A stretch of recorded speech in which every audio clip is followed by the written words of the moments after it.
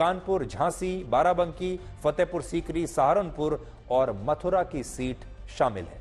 इससे आप समझ सकते हैं कि अमेठी और रायबरेली से इस बार भी कांग्रेस का ही उम्मीदवार चुनाव लड़ेगा और वो विपक्ष का संयुक्त उम्मीदवार होगा।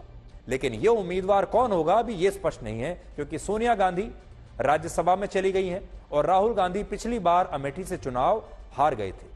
इसके अलावा जिस वाराणसी की सीट से प्रधानमंत्री मोदी सांसद हैं, वहां से कांग्रेस का उम्मीदवार ही विपक्ष की तरफ से संयुक्त उम्मीदवार होगा और चुनाव लड़ेगा।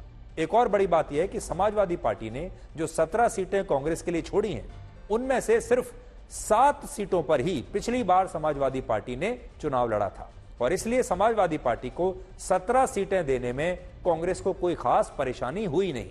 लेकिन यहां सवाल यह है कि कांग्रेस का इन सीटों पर प्रदर्शन पिछली बार बहुत ही खराब रहा था, तो इस बार वो क्या कर लेगी।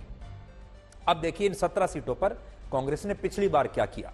पिछली बार पिछले चुनाव में कांग्रेस पार्टी इनमें से सिर्फ एक सीट रायबरेली की सीट में जीत पाई थी और इनमें से 10 सीटों पर उसे 10% से भी कम वोट मिले थे और अमरोहा की सीट पर तो कांग्रेस का वोट शेयर सिर्फ 1.1% था। फिर भी अखिलेश यादव ने कांग्रेस को 17 सीटें दे दी। लेकिन क्या आप जानना चाहेंगे कि ऐसा क्यों हुआ? इसके पीछे सबसे बड़ा कारण है मुस्लिम वोट बैंक। कांग्रेस ने अयोध्या में रामलला की प्राण प्रतिष्ठा के कार्यक्रम का बहिष्कार करके जो मुस्लिम तुष्टीकरण किया, उससे कांग्रेस को शायद मुसलमानों के जबरदस्त वोट मिलने का अनुमान है और इसीलिए अखिलेश यादव ने यह सोचा होगा कि अगर उन्होंने कांग्रेस को 17 सीटें दे दी तो बाकी की 63 सीटों पर उसे कांग्रेस की वजह से मुसलमानों के बम्पर वोट मिल जाएंगे। तो यहां देखिए बड़ी बात क्या है। उत्तर प्रदेश को अगर आप ब्लैक एंड व्हाइट में अगर देखें तो उत्तर प्रदेश में ध्रुवीकरण पूरी तरह से हो चुका है। और वो कैसे हुआ है? उत्तर प्रदेश में ही राम जन्मभूमि है और उत्तर प्रदेश में ही श्री कृष्ण की भी जन्मभूमि है और दोनों ही जगह पर बीजेपी दावा कर रही है, दावा ठोक रही है। इसके अलावा तो इसमें हुआ यह है कि एक तरफ बीजेपी ने इसे पोलराइज कर दिया है, लेकिन दूसरी तरफ कांग्रेस ने जब राम मंदिर का बहिष्कार किया प्राण प्रतिष्ठान का, तो उसकी वजह से न सिर्फ उत्तर प्रदेश के बल्कि देश भर के जो मुस्लिम वोट हैं वो कांग्रेस की तरफ चले गए और मुसलमानों को यह लगने लगा कि कांग्रेस ही उनकी सबसे बड़ी पार्टी है, जिसकी वजह से ममता बनर्जी भी परेशान हो गई थी। और यही काम अब इस बात को वो समझ गए हैं अखिलेश यादव और वो ये जानते हैं कि ये 17 सीट देने के बाद अब कांग्रेस के पक्ष में जितना भी मुस्लिम वोट गया है वो सारा वोट समाजवादी पार्टी को मिल जाएगा। अंत भला तो सब भला, क्या समझे? तो क्या माना जाए? आप समझदार हो? सर गठबंधन होगा या शीट शेयरिंग को लेकर होगा। विवाद छिड़ा हुआ है। कोई विवाद नहीं है, आपके सामने सब चीजें साफ हो जाएंगी बहुत जल्दी। पांडे जी ने कहा है बीएसपी के लिए कि उनके लिए अब ये बात सब पुरानी हो। देखिए, सपा बसपा कांग्रेस में भगदड़ की स्थिति है। भारतीय जनता पार्टी का व्याप बहुत तेजी से बढ़ा है।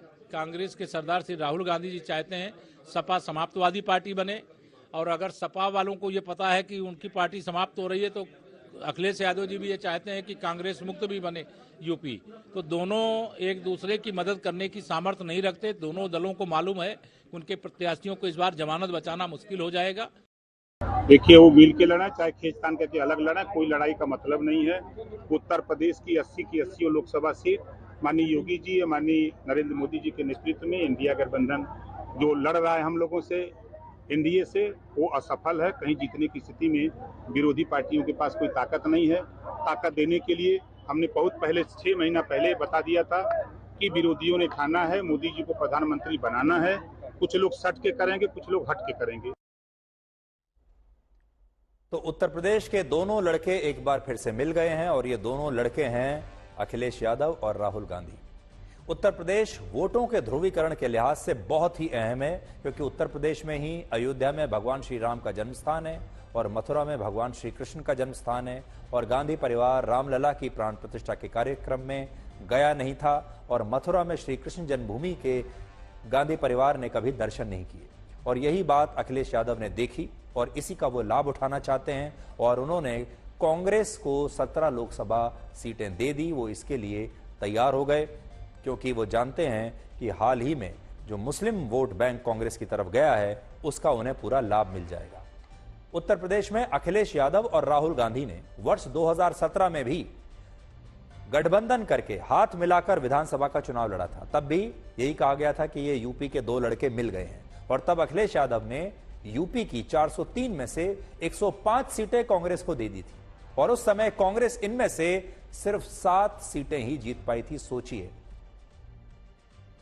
105 में से 7 सीटें कांग्रेस जीत पाई थी। तब समाजवादी पार्टी ने 47 जीती थी, कांग्रेस ने सिर्फ 7 सीटें जीती थी और 29 सीटों पर कांग्रेस की जमानत जब्त हो गई थी। वोट शेयर अगर आप देखेंगे तो कांग्रेस को सिर्फ 6